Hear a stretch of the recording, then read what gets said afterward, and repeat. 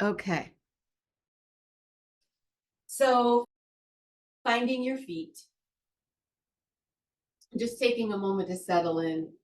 You know, it's a busy, busy time and trying to get the body to and the mind to slow down.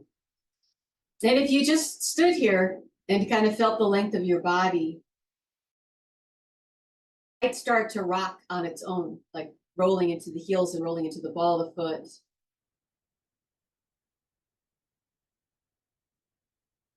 And noticing how that rocking, in and of itself, it can kind of break out some of the holding patterns in your body, in your back, and in your neck and your shoulders.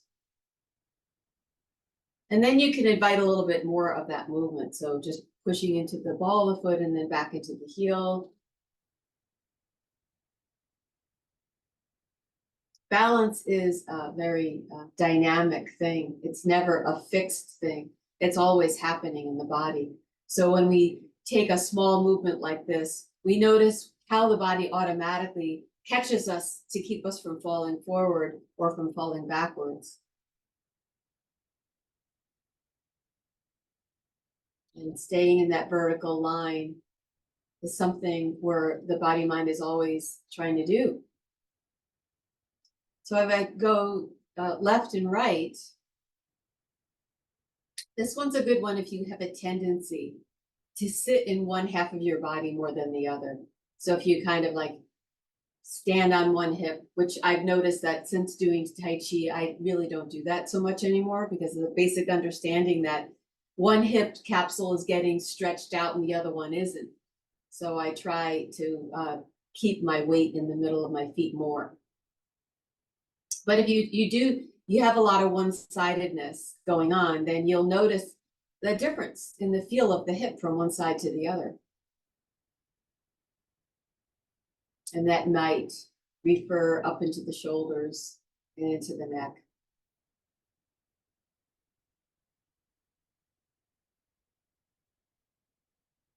And I'm going to just let my hips start rolling a bit.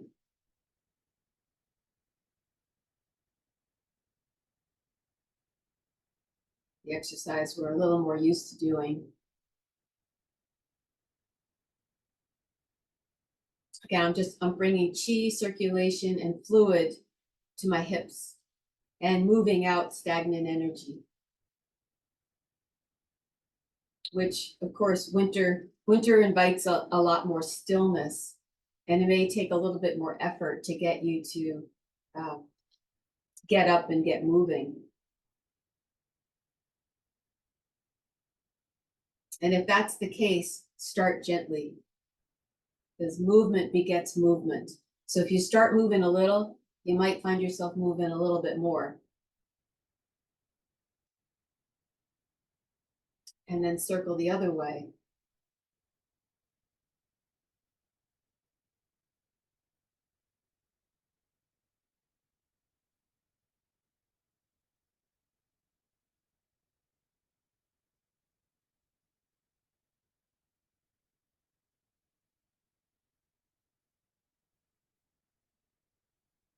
Noticing how it feels different to go in that direction, in the opposite direction.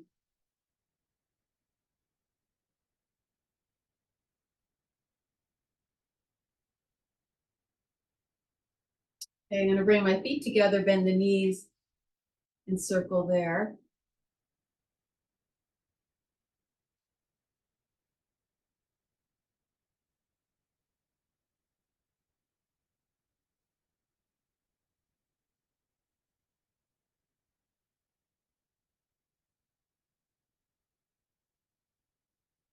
And then circle the opposite direction.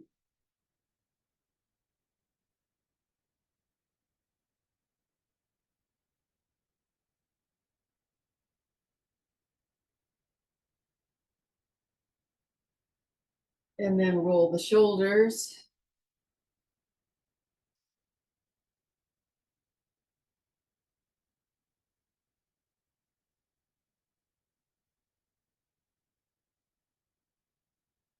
And roll the other way.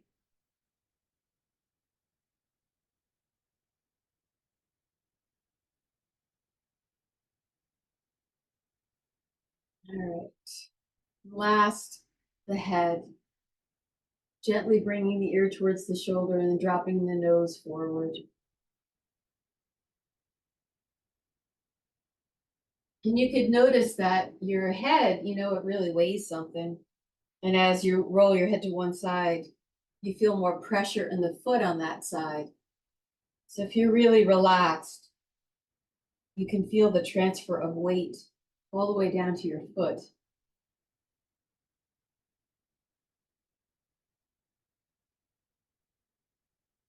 Letting go of the tension, whatever you've been carrying on your shoulders. And then turning out the opposite hand.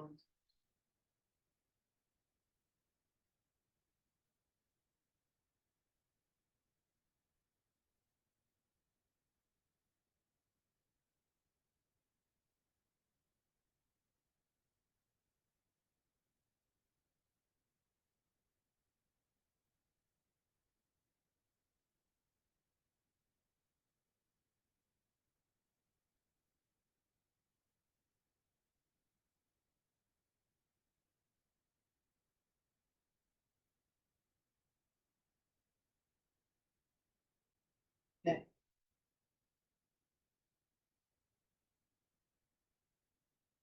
So let's start with a little lower body warm up. Here in New York, it's cold. The Eastern Seaboard, it's been chilly. So getting the lower body motor moving. So I'm going to stand with my legs apart as far as I'm comfortable and just stand straight.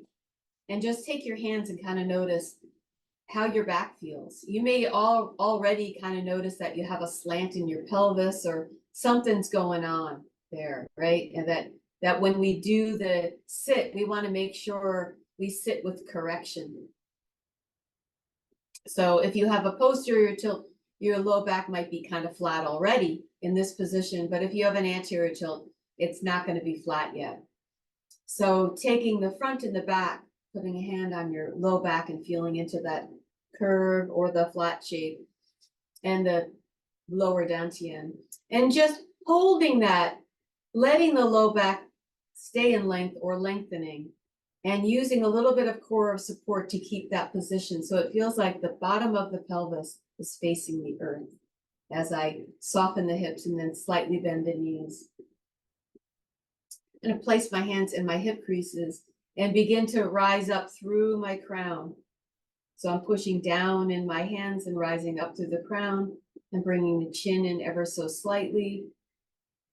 So feeling the down of the lower and the up of the upper. I'm going to do the same thing with the arms. I'm just going to bring my arms straight out to the sides or as straight as I'm comfortable.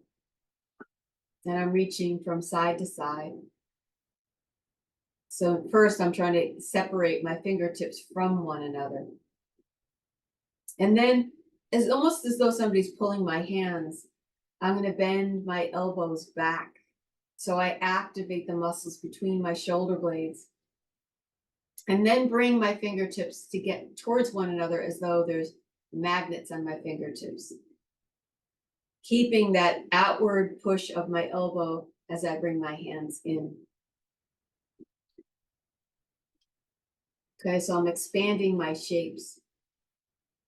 And we're going to start with heaven and earth. So heaven and earth is just very slight, like you're bowing. So I'm not bending my knees. I have a little hip fold and I'm letting my low back stretch. And then I'm dropping my tailbone. I'm lifting my heart. And I lift my heart as high as my back is comfortable. So it's not too far, so you don't want it to go back into stiffening your low back. Stretch the low back and then lift the heart. And stretch the low back and lift the heart. And stretch the low back and lift the heart. So the vertical dimension of movement. And then we're going to rotate. So that entails a little hip fold, tiny bit of a hip fold, just so you release your low back and middle back. And then release that. Tiny hip fold, low back and middle back. We're just going to increase this, right? We come back, just a little softening of that hip, low back, middle back, and then push through your elbow to activate the upper back rotation. And then again, low back, middle back, and pushing kind of isometrically through the backward moving elbow to get rotation at the upper back, which is it's a tough job. And last, low back, middle back, through the elbow, upper back, chin in, and look over your elbow. So now the cervicals are involved in this rotation. Again, the hip to the low back to the middle back, push through the elbow, upper back, chin in, and look over the elbow. And come back. And the last direction is side bending. Or side bending on one side is side lifting on the other. So feeling the stretch on the side that's being lifted by the fold of your thorax and the lift of the opposite side. Okay, so we'll just do this a couple times, and we know that the side bends are what connect vertical and horizontal.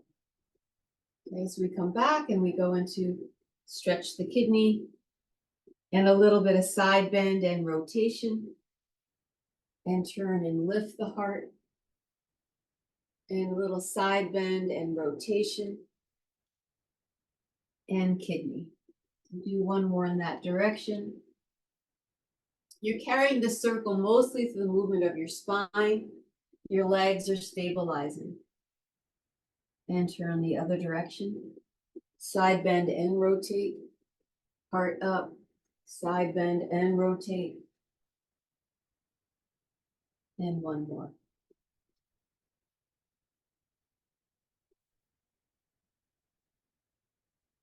All right, I'm going to come back up.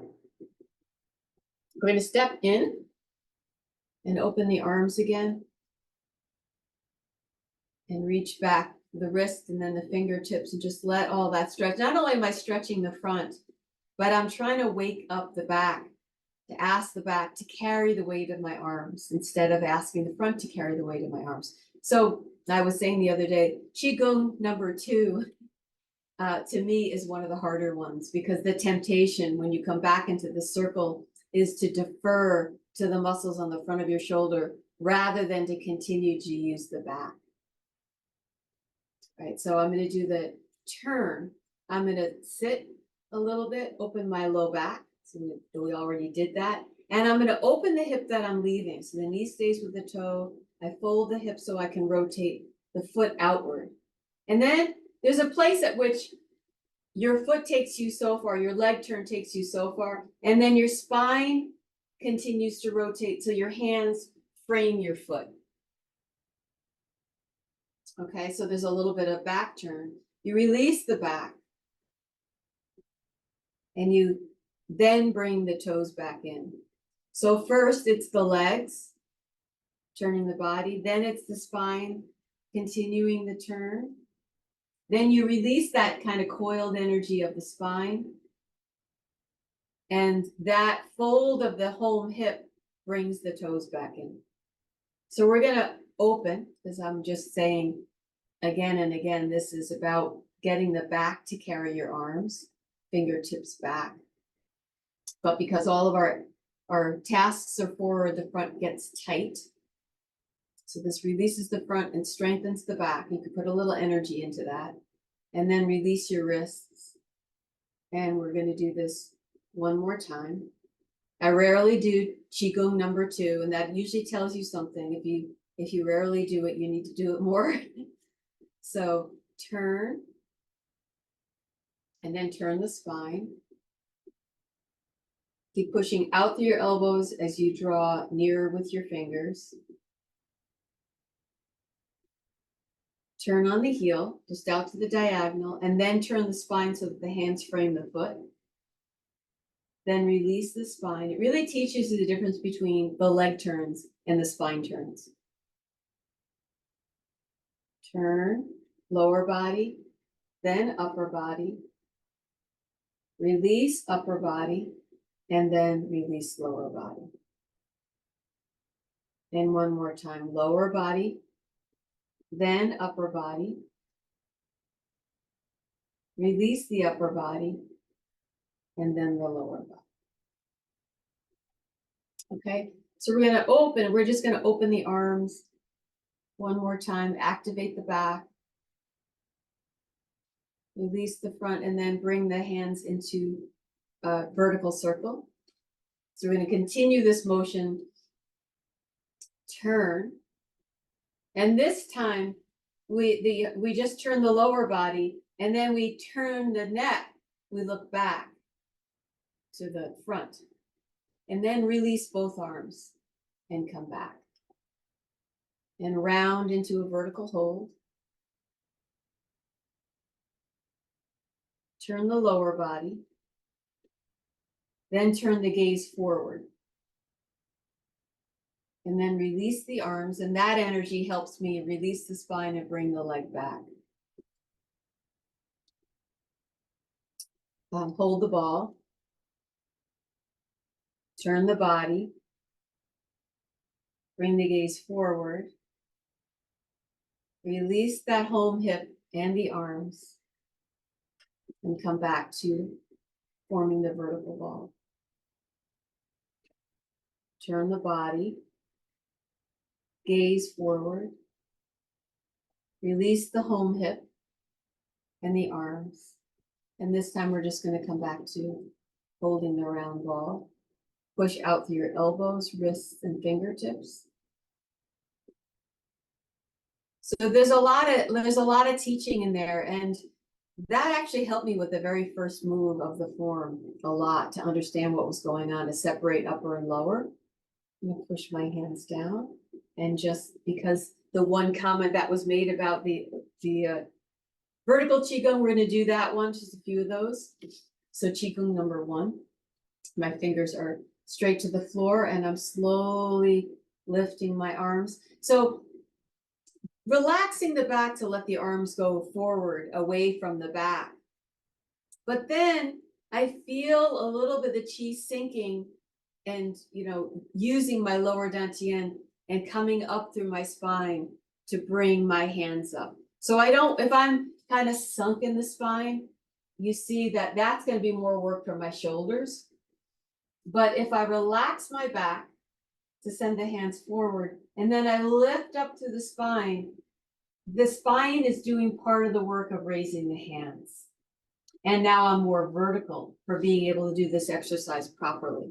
So I extend through my palms and let one hand go up slowly. Root the tailbone, bring the chin in, and get long from your feet to your upper hand, pushing up and down. And then relax back to the middle. And here with this Qigong, it's probably more important to focus on quality rather than quantity.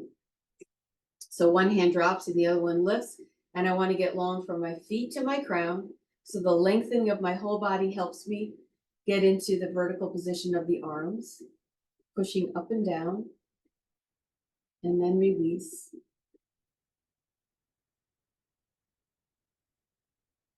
Okay, and we're just going to do 2 of these. We're just going to relax the arms down, let the wrists go, find your more neutral position, and with the palms back again. Relax through the back to send the hands forward. Lift up through the spine, lift the heart to lift the hands. Send the palms forward.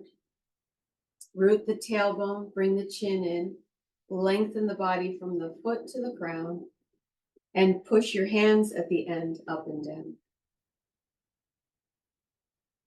And then slowly release back to the middle.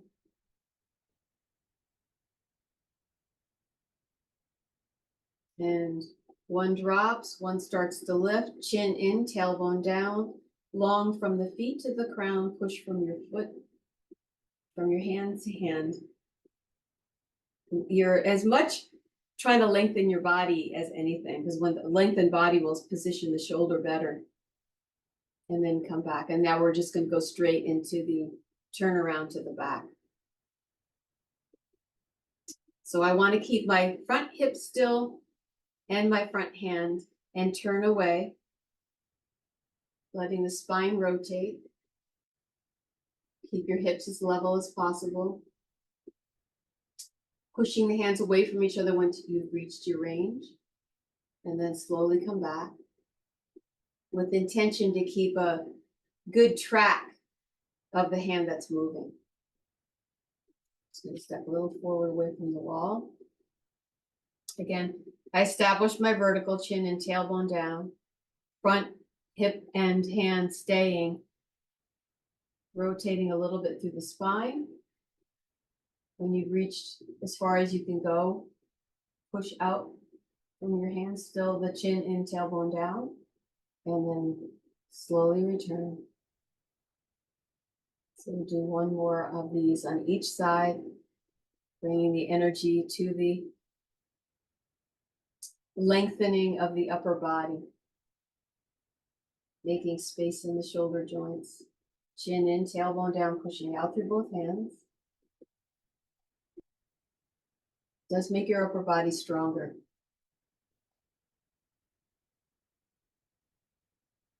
And stabilize the front and turn. You can kind of slowly notice the difference from one side to the other.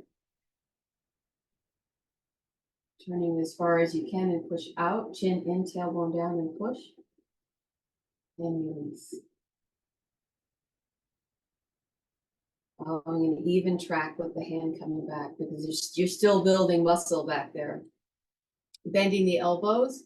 Again, dropping the tail, lifting the crown to lift the elbows. And I like to rest my forearms on my head and then just push my head into my forearms to wake up the upper part of the spine, the neck. And then roll the elbows out and release. Keeping the elbows straight, that can be very hard if your arms are bent. Our arms are bent most of the day in some task. Keeping them straight is stretching the bicep tendon and down through the lower arm. Tailbone down, chin in, float the arms up. Once again, if you want to press your head into your forearms and activate the upper back, roll the arms out to the sides, release, and come forward. All right, so we're going to just bend the elbows in and down, squeeze behind. It's always nice to go give a little bit of energy to the back and then drop the elbows and push forward. And then drop both hands. And release the fingers and the wrists and the elbows and the shoulders. Okay, so just do this once together. So you're in a channel and, letting your arm just be really relaxed. And actually, why don't we just do a couple of twists here, letting your arms really just let the tension go right out of them. So we're just doing the ring the temple gong, but we're in a channel.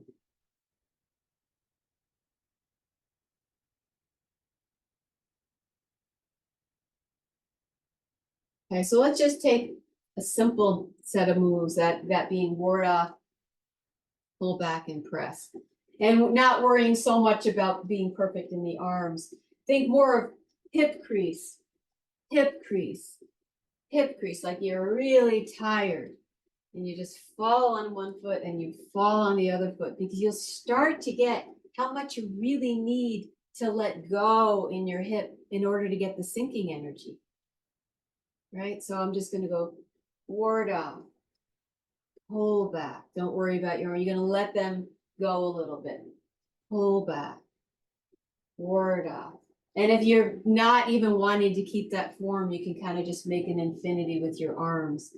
As long as you're really feeling that you can let go at the hip and let go at the hip. That might actually work better than trying to do form. So just fall to one foot, fall to the other foot. You're releasing so much at the hip that the energy is really going down to your foot. Fall and fall. And you can see that if my legs are a good distance apart, like I have some length to my stance, that I can lean my body towards that leg without any peril. If I were taking a tiny stance and I leaned as much as I was leaning, I would be throwing myself over. But if I've got a nice wide long stance, I can lean with my upper body and not be in any peril. I'm still within my frame. Just dropping and dropping and dropping. Yeah, maybe this infinity thing is better to get the legs first. Just let your arms drop when you drop in your hip. Just kind of feeling how it feels to give up, give in to that foot. Just letting it relax.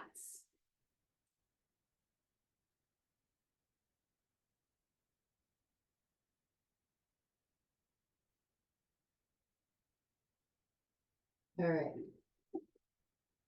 So we're going to do the other side. So infinity is just, this with my arm. So I don't even have to come back to a press, which might be too much energy right now.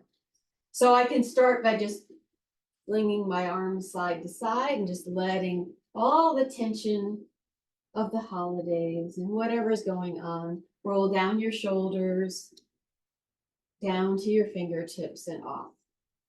Getting rid of that static.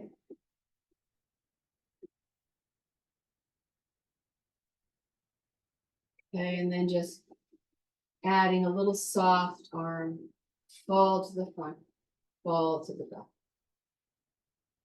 And the fall really is coming more from the hip fold and the back length. Almost like you're trying to get water off your fingers.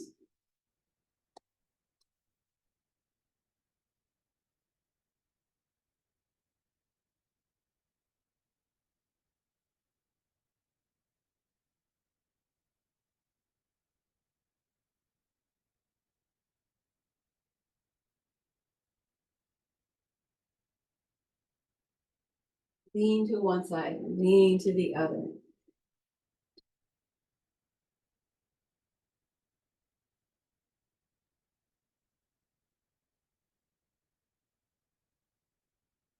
Okay.